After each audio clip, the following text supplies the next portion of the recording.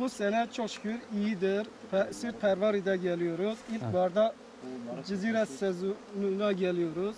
Oğullar tutmak için. Evet. Oğullar tuttuktan sonra inşallah buradan Sirt'e götüreceğiz. Oradan yayla.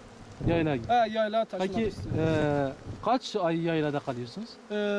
Yaklaşık 4-5 ay kalıyoruz. Dörde mi gidiyorsunuz? Konaklama şekilde Yani gidiyoruz. göçeler gibi siz de konaklama şeklinde Aynı o köçeler şekilde. gibi. O şekilde gidiyoruz. Bunlar Karakovan'dır. Karakovan. Bunlar oğuldur. Oğul. Yeni tutmuşuz. Bunları da yayla götüreceğiz. Verimi bu sene iyiydi. Çiçekler vardı, doğal, çok güzeldi. Kışın zorluk çektiniz mi? Kışın biraz zorluk çektik.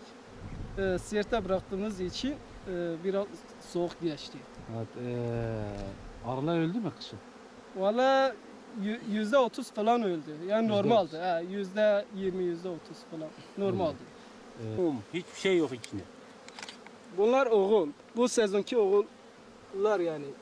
Yani bunları Bir haftalık. Yani daha yeni bunları tutmuşuz. Yeni tutmuş. Daha yenidir. Yeni yavru da mı? Hepsi yavrudur. Hepsi yavru. Bak daha içinde hiçbir şey yok. Sadece araya koymuşuz. Evet.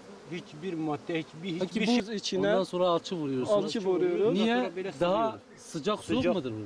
Sıcak tuttuğu için. Sıcak tuttuğu için. Bir de Bugün bunları tutmuşuz. Oğulları. Daha yarım saat önce tuttuk bunu. Yarım saat önce. Balımız böyle doğaldır ha. Hep çiçeğe gidiyoruz.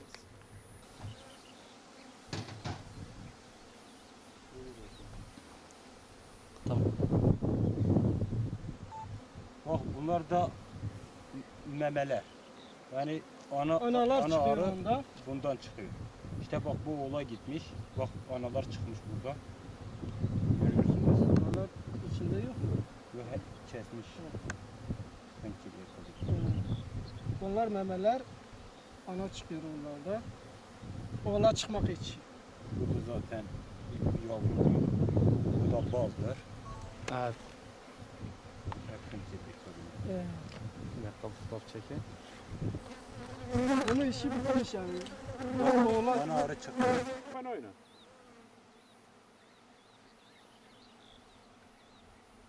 Ile ilgili bir Kesinlikle biz onu kabul etmiyoruz. Hep dışarıdan gelen baldır.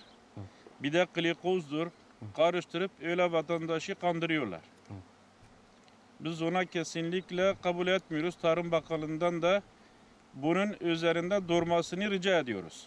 Bizimki Pervari dünyada meşhur bir markadır yani. Sahipsizdir, reklam yapılmamış. O yüzden hep biz bu balda eziyet çekiyoruz. Bu firmalar bizi rahat bırakmıyorlar, balımızı satamıyoruz. Değerinde satamıyoruz. Tüm sezon bitimine kadar hep dağda kalıyoruz. Yaylada, yüksek yerlerde, geben olduğu bölgelerde, dikenler. Hep bunun üzerinde biz bu balı üretiyoruz ama değerinde satamıyoruz efendim. Evet. Kilosunu biz kaça satıyoruz? Kilosu 70 ile 60 ama hakkını alamıyoruz yani. 30 milyon firmadan veriyorlar 5 kilosu, 6 kilosu, 10 kilosu 100 milyona, ona göre bizim malımızın değeri de düşüyor. siz sürekli kırsalda kalıyorsunuz. Aynı zamanda yani tabii masraf da oluyor sizin. Masrafımız zaten çok. Sürekli çünkü gezgincilik, arıcılık yapıyoruz. Hep dağda kalıyoruz. O yüzden emeğimizi alamıyoruz efendim. Eğer büyük firmalar bizi rahat bırakırsa memnunuz. Ama bu konuda memnun değiliz. Çünkü malımızı tüketemiyoruz, satamıyoruz. Değerinde biz malımızı satamıyoruz. O yüzden bir şikayetçiyiz. Biz şu an Cizire'deyiz. Cizire'den 15 gün sonra tekrar taşıyıp Herakul Dağı'na gidiyoruz. Sirt Pervari yaylasına. Peki sizinki de böyle göçerler gibi konaklamak şeklinde yaylalara mı çıkıyorsunuz? Sürekli. 3 mevsim değiştiriyoruz efendim. Kışın alçak kesim ve sıcak bölgelere geliyorsunuz. Kışın diyelim ki sıcak bölge ya Mersin, ya Adana, ya Cizir, Sirt bölgesi gibi. Yazında yayla çıkıyoruz efendim. Sürekli konak şeklinde Sürekli gidiyorsunuz. konak çekiyoruz efendim.